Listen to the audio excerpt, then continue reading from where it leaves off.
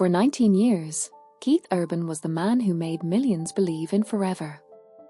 A country boy who wrote love like it was religion, and sang every word for the woman the world called untouchable, Nicole Kidman.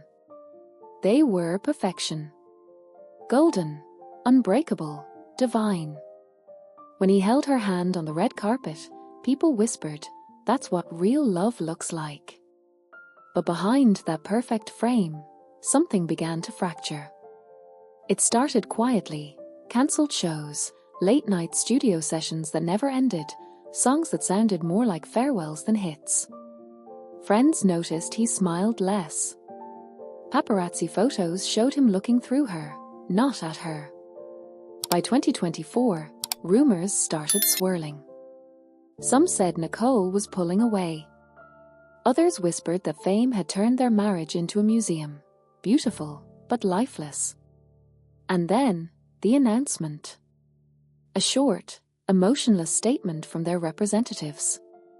After 19 years of marriage, Keith Urban and Nicole Kidman have decided to part ways. Just like that. 19 years gone in a single sentence.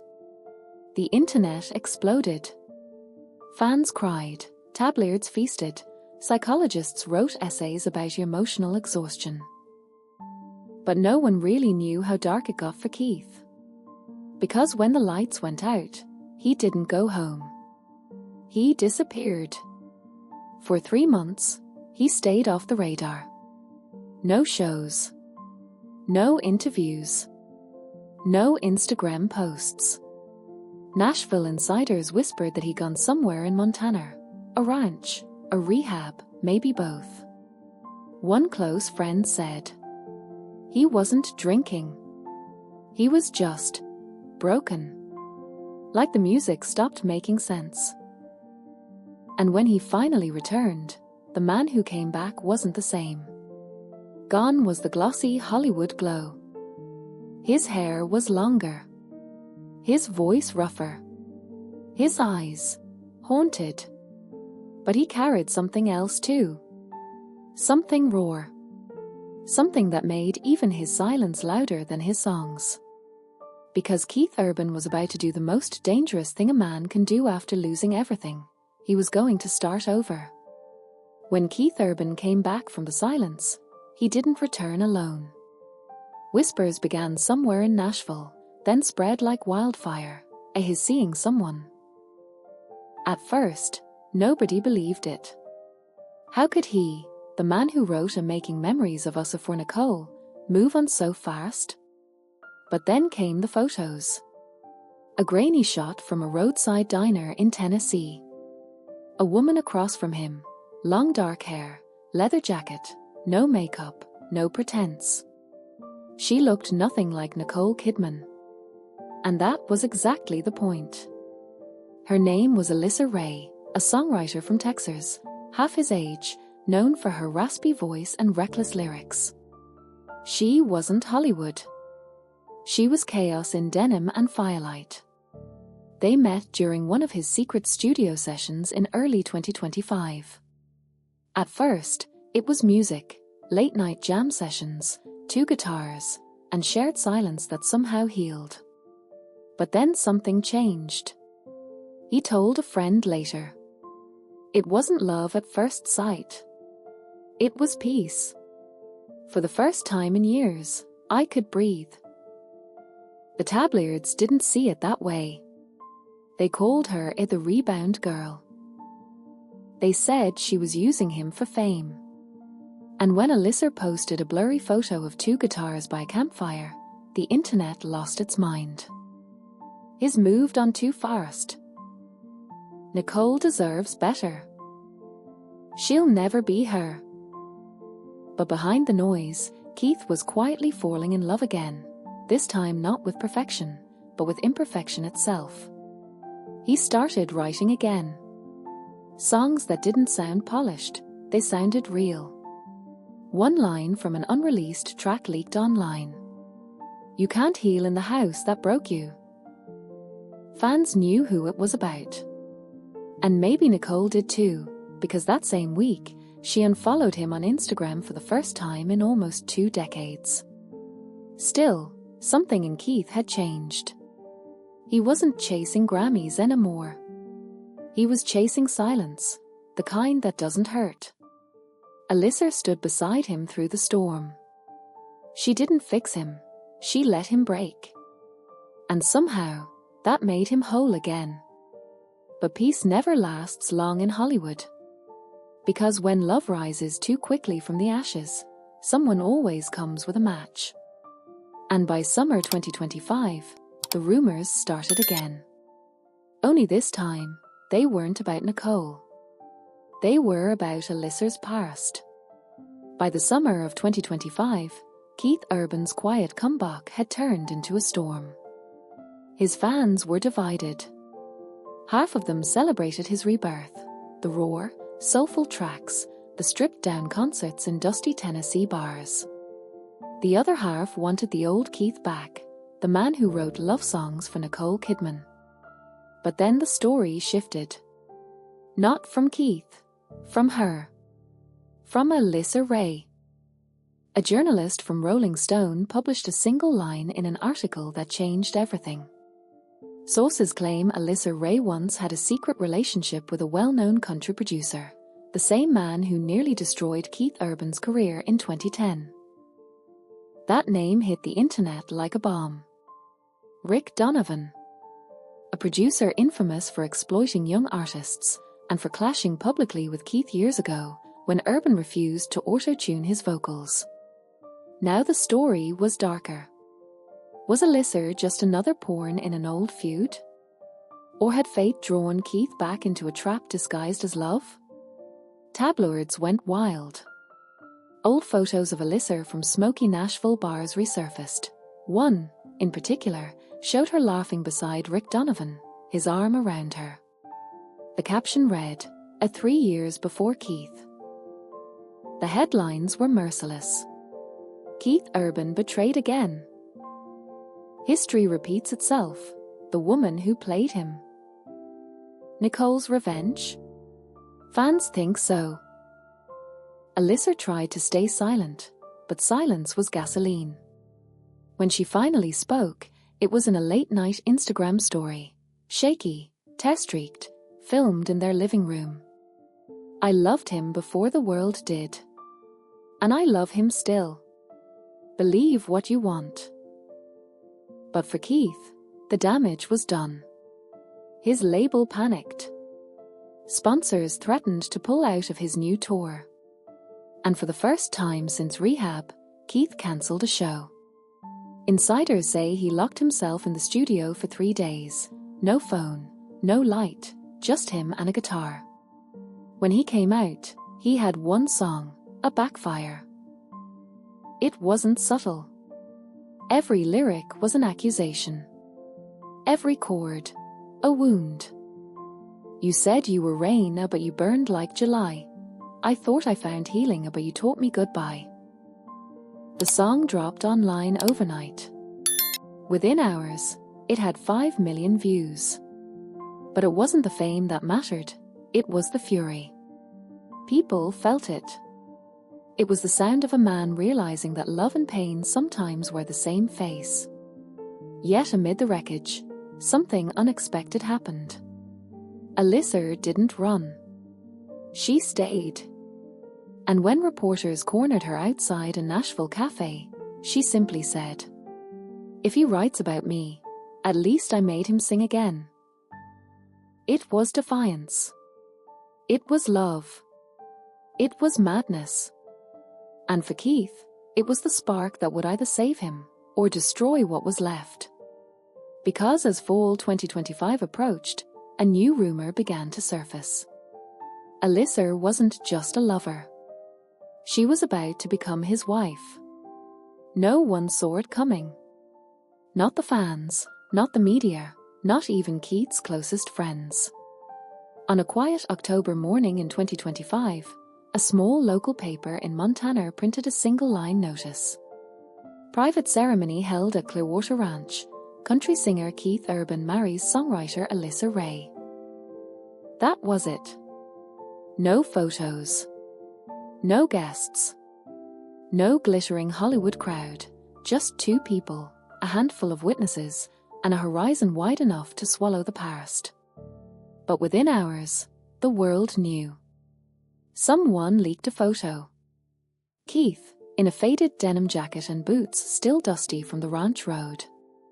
Alyssa, barefoot, holding wildflowers, no makeup, just tears and sunlight. They weren't posing. They were real. And for a brief moment, the internet softened. Comments poured in, some cruel, most curious. She looks happy. He finally found peace. But Nicole, though? Because the ghost of Nicole Kidman still haunted every headline. When asked during a press junket in London about her ex-husband's new marriage, Nicole smiled, that same perfect, trained smile she'd worn for decades, and simply said, "I wish him joy." Truly.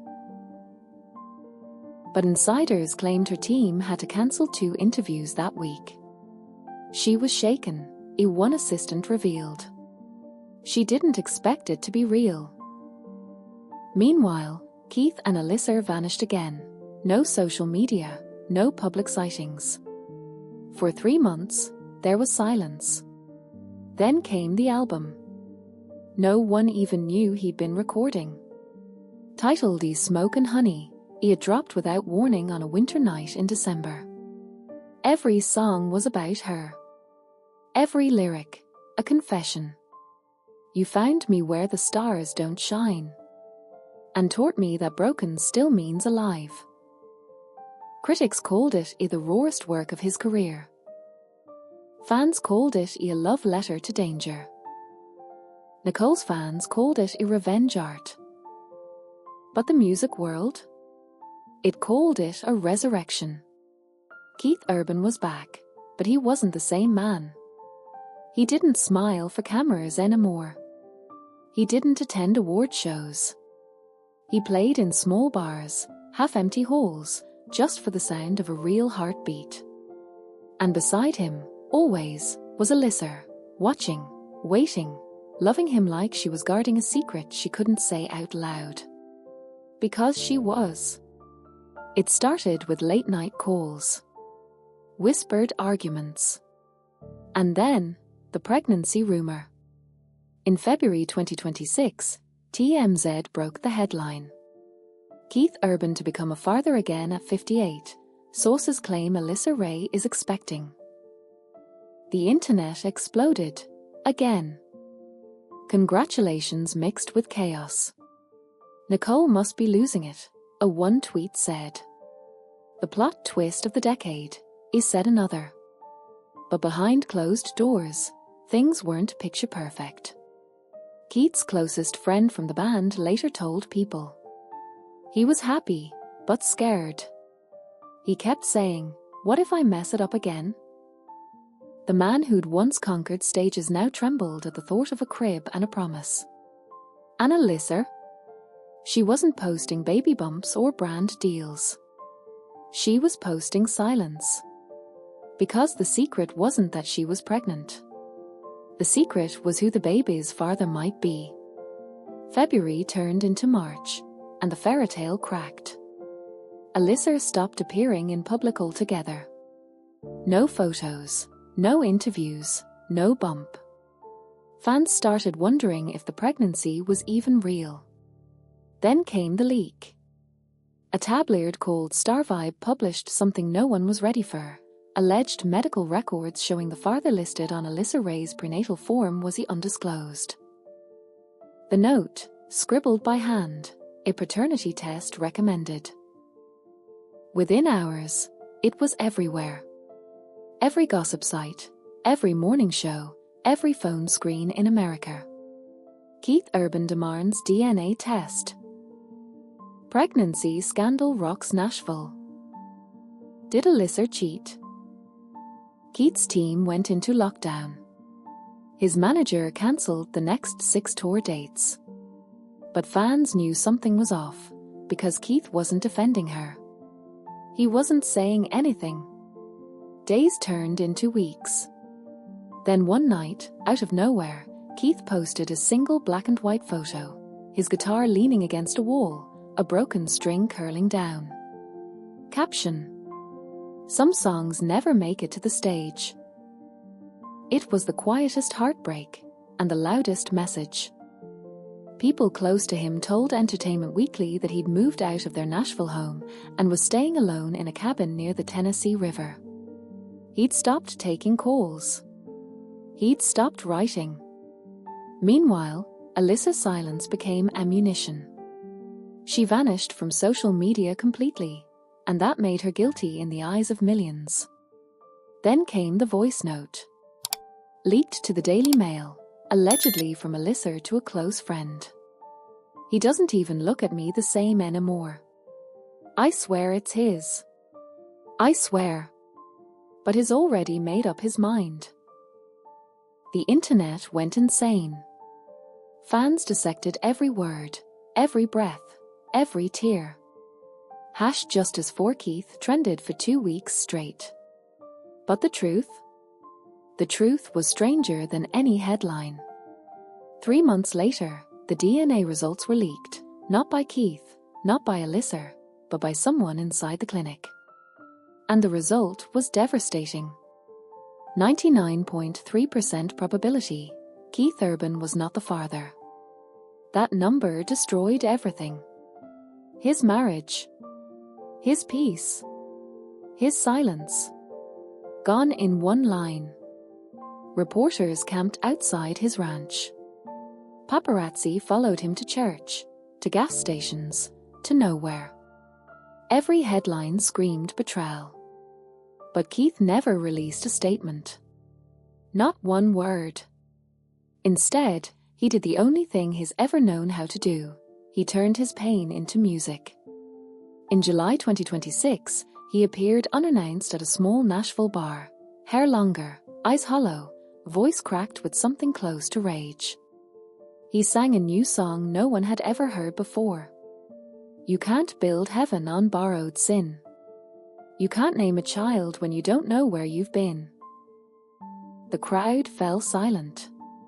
Someone filmed it. Within 24 hours, it hit 10 million views. That night, Keith Urban stopped being a country star.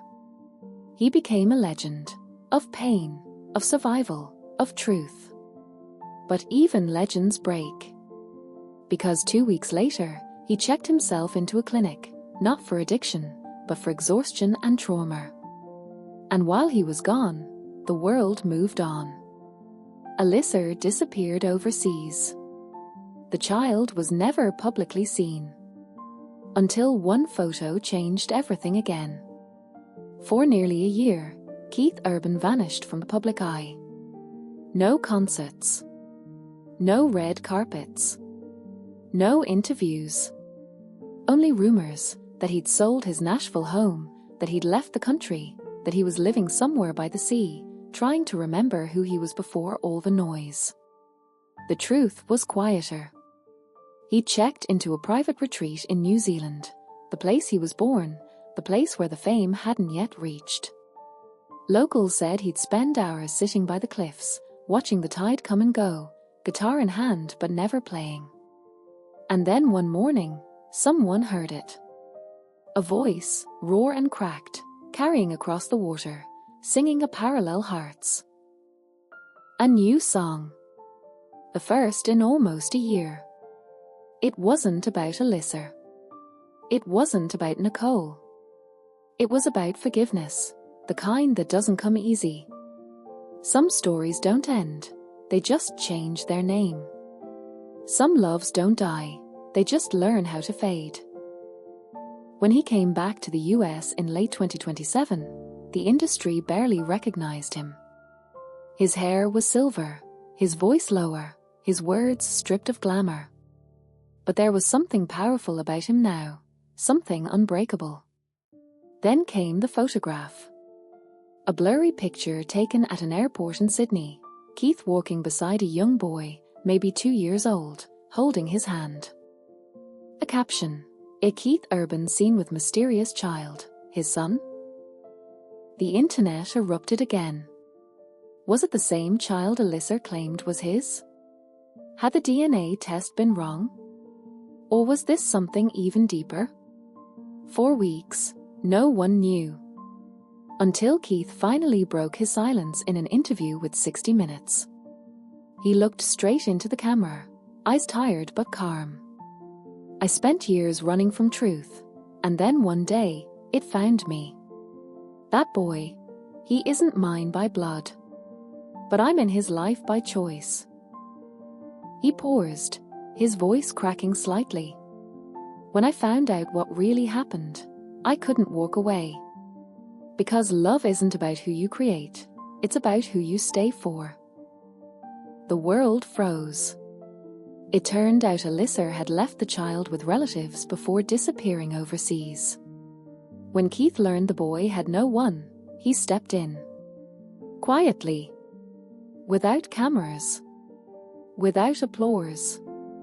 He adopted him.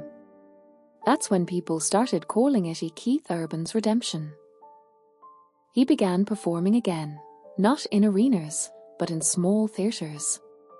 He released an album titled The Echoes Don't Lie. Every song was about resilience, about finding grace in ruin. And then, in one of those performances, something happened no one expected. Nicole Kidman was in the audience. The lights dimmed, the crowd hushed, and Keith walked out with just his guitar. He looked straight at her, not as an ex, not as a ghost, but as someone who once saved him. He said softly into the mic, "This one's not about what we lost. It's about what we became because of it." Then he played a song called Home Isn't a Place. The lyrics told their story, the love, the breaking, the rebuilding. And when it ended, Nicole stood up first. She was crying. They didn't reunite. They didn't need to. Because sometimes closure isn't a door, it's a song. After that night, Keith Urban disappeared from headlines for good. No scandals.